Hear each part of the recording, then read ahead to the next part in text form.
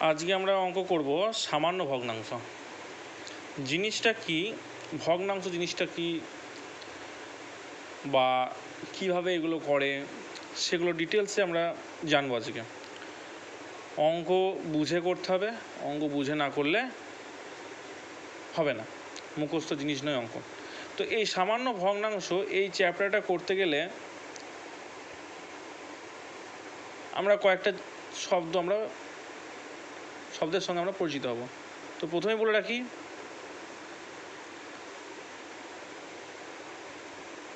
এই অঙ্কগুলো বৃত্তি পরীক্ষায় খুব কাজে আসবে। যারা সামনে বৃত্তি পরীক্ষা দেবে বা এরপরে 5, 6, 7, 8 কিন্তু এই ধরনের অঙ্ক কিন্তু আছেই, ঠিক আছে।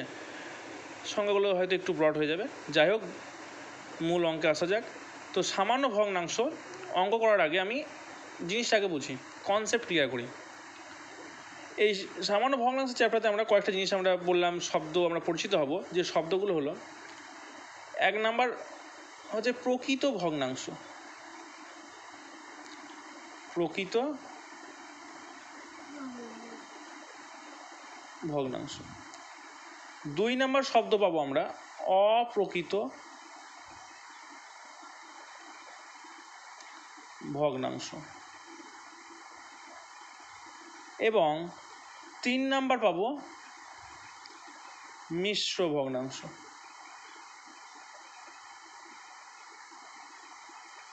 তাহলে এই জিনিসগুলো তো আমাকে আগে জানতে হবে যে প্রকৃত ভগ্নাংশ কী, অপ্রকৃত ভগ্নাংশ কী, মিশ্র ভগ্নাংশ কী। এই শব্দগুলো তো আমরা এর আগে পরিচিত হয়নি, আমরা শুনিনি এর আগে। তাহলে আমি অঙ্ক কীভাবে করব? তার জন্য আমার কী দরকার? ক্লিয়ার কনসেপ্ট দরকার। তো সেটাই আমি আজকে দেওয়ার চেষ্টা করব। প্রকৃত ভগ্নাংশ জিনিসটা কি? দেখো, আমি এখানে একটা সংখ্যা লিখছি।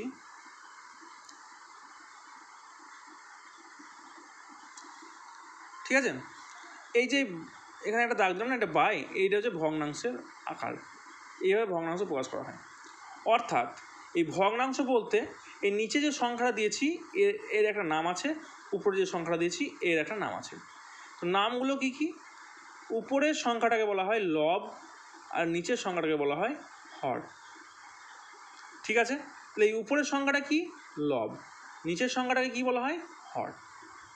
ঠিক আছে, এবার এই জিনিসটা কি তোমরা লক্ষ্য করলে দেখতে পাবা যে যখন পরীক্ষা নেওয়া হয় স্কুলে বা কোচিং সেন্টারে, তখন দেখবা যেটা মোট নাম্বার হয়, অর্থাৎ যে যত মার্কসের পরীক্ষা নেওয়া হয় সেই মোট টোটাল মার্কসটা দেখবা নিচে লেখা থাকে। অর্থাৎ যদি 10 মার্কসের পরীক্ষা হয় তো দেখবা এই 10 নাম্বারটা দেখবা নিচে লেখা থাকবে, আর তুমি যত পাচ্ছ সেটা দেখবে উপরে লেখা থাকবে। তুমি যদি 10-এর মধ্যে 9 পাও তাহলে কিন্তু সেই 9টা কিন্তু উপরে লেখা থাকবে। তাহলে এই একটা ভগ্নাংশ গেল। তাহলে মোট যেটা, অর্থাৎ যে সংখ্যাটাকে ভাগ করা হচ্ছে, যত ভাগ করা হচ্ছে সেটাই হচ্ছে এটা, আর তুমি তার মধ্যে কত ভাগ নিচ্ছ সেটা হচ্ছে এটা। বোঝা গেল?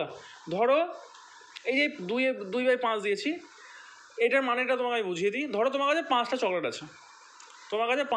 আছে, তুমি তার মধ্যে 2টো চকলেট তোমার ভাইকে দিয়ে দিলা। এটাই হচ্ছে অঙ্ক। তাহলে 2/5 মানে হচ্ছে কি? 5 ভাগের 2 ভাগ সমান 5 ভাগের 2 ভাগ। ঠিক আছে, এবার এর নামটা কি বললাম? এটা হচ্ছে লব, এটা হচ্ছে হর। এবার আসছি প্রকৃত ভগ্নাংশ কোনটা, অপ্রকৃত ভগ্নাংশ কোনটা, মিশ্র ভগ্নাংশ কোনটা, এটা আমাকে চিনতে হবে। আমরা মনে রাখবো, সুন্দর করে লিখে দিচ্ছি, কোনোদিন ভুল হবে না। প্রকৃত ভগ্নাংশ ব্যাপারটা হচ্ছে এই যে লব আর হর লিখলাম না, এই লব বাই হরটা আমি আবার লিখছি, বারবার লিখব। প্রকৃত ভগ্নাংশে কী হবে? লব সংখ্যাটা সবসময় ছোট থাকবে। কার থেকে? হরের থেকে। হর লিখলাম, হর। ঠিক আছে, তাহলে কী হবে? প্রকৃত ভগ্নাংশে লব হবে ছোট, হর হবে বড়। তার মানে লাইক দ্যাট। ঠিক আছে, মানে এই যে এই সংখ্যাটা আছে, তাহলে এই সংখ্যাটা কী সংখ্যা? অবশ্যই প্রকৃত ভগ্নাংশ। ঠিক আছে, তাহলে প্রকৃত ভগ্নাংশ কি আমি কী করে চিনব? নিচের সংখ্যা থাকবে বড় আর উপরের সংখ্যা থাকবে ছোট। তার মানে কি? আমি আরও একটা উদাহরণ দিয়ে দিই। তার মানে ধরো 5/6, এটা তো প্রকৃত ভগ্নাংশ। নিচে আছে বড় সংখ্যা, উপরে আছে ছোট সংখ্যা, তার মানে কি উপরে এই উপরের সংখ্যার নাম কি বললাম? লব। নিচের সংখ্যার নাম কি বললাম? হর। তাহলে লব থাকবে কি?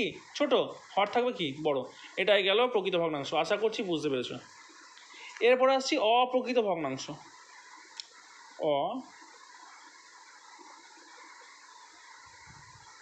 অপ্রকৃত ভগ্নাংশ। এই অপ্রকৃত ভগ্নাংশ জিনিসটা কি? আমরা এর আগে জানলাম লব হর কাকে কি বলে আমরা জেনে গিয়েছি। প্রকৃত ভগ্নাংশ আমরা জানলাম কি না লব থাকবে ছোট, হর থাকবে বড়। এই যেটা এটা হবে বড়, বড় বিন্দুকার বড়, ঠিক আছে? এটা হচ্ছে বড়। তো লব ছোট, হর বড়, এটা গেল প্রকৃত ভগ্নাংশ।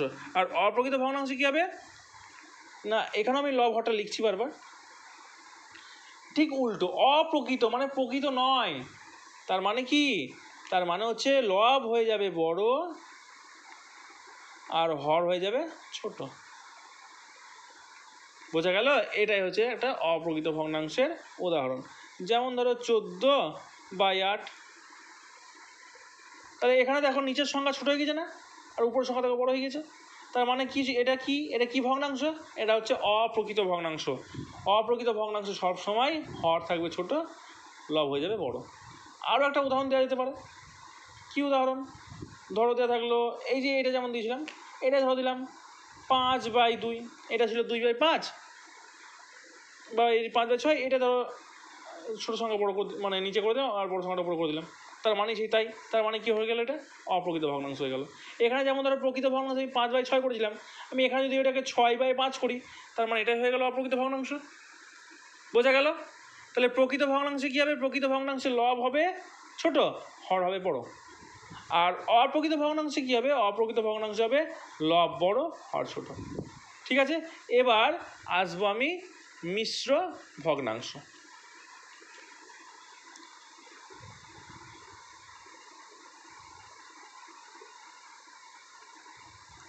এবার এই মিশ্র ভগ্নাংশে আসার আগে আমি আরেকটা জিনিস যেটা বলবো, সেটা হচ্ছে যেটা অপ্রকৃত ভগ্নাংশ যেটা হবে, সেই অপ্রকৃত ভগ্নাংশকেই মিশ্র ভগ্নাংশে প্রকাশ করা যায়।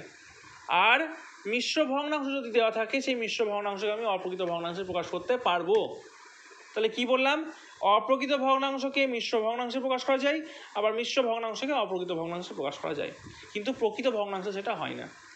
তাহলে এখানে দেখো আমি একটা উদাহরণ দিয়েছি, এই যে এতগুলো উদাহরণ দিয়েছি, এই যে কোনো একটা উদাহরণ আমি এখানে যদি নিই, তাহলে সেটাকে কিন্তু আমি মিশ্র ভগ্নাংশে প্রকাশ করতে পারবো। যেমন এই নিচে একটা সংখ্যা আছে কি 6/5। এটা কি ভগ্নাংশ? এটা তো অবশ্যই অপ্রকৃত ভগ্নাংশ। তো এই অপ্রকৃত ভগ্নাংশকে আমি মিশ্র ভগ্নাংশ কী করে করবো?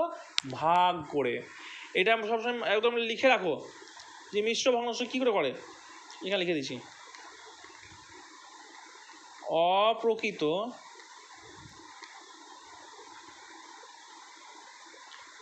ভগ্নাংশকে ভাগ করে মিশ্র ভগ্নাংশ করা যায়।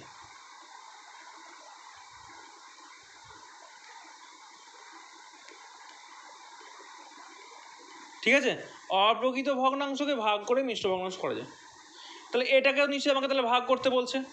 এটা তো একটা অপ্রকৃত ভগ্নাংশ হয়ে আছে, হ্যাঁ কি না? অপ্রকৃত ভগ্নাংশ, তাহলে এটাকে ভাগ কী করে করবো? এখান থেকেই করে দেবো।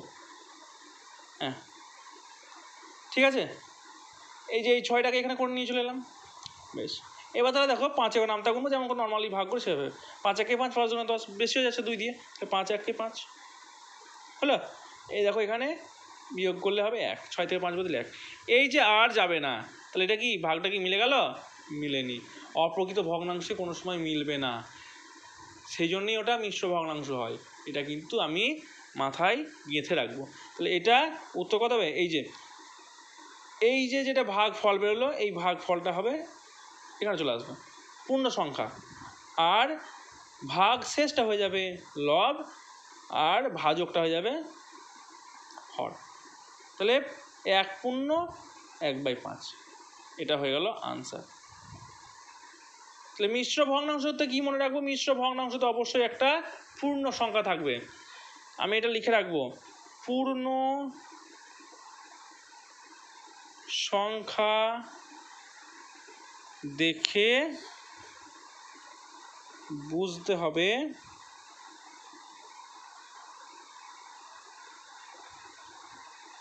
সংখ্যাটি মিশ্র ভগ্নাংশ।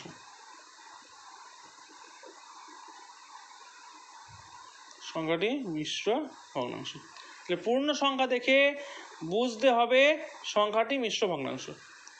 মাথায় ঢুকলো? এইটা হচ্ছে আমাদের সামান্য ভগ্নাংশের পুরো চ্যাপ্টার। এই আমি একটা খাতার মধ্যে দিয়ে দিলাম। আর কোনো অঙ্ক প্রবলেম হবে বলে আমার তো মনে হয় না। চলো, ভালো লাগলো অবশ্যই লাইক শেয়ার সাবস্ক্রাইব করে দিও।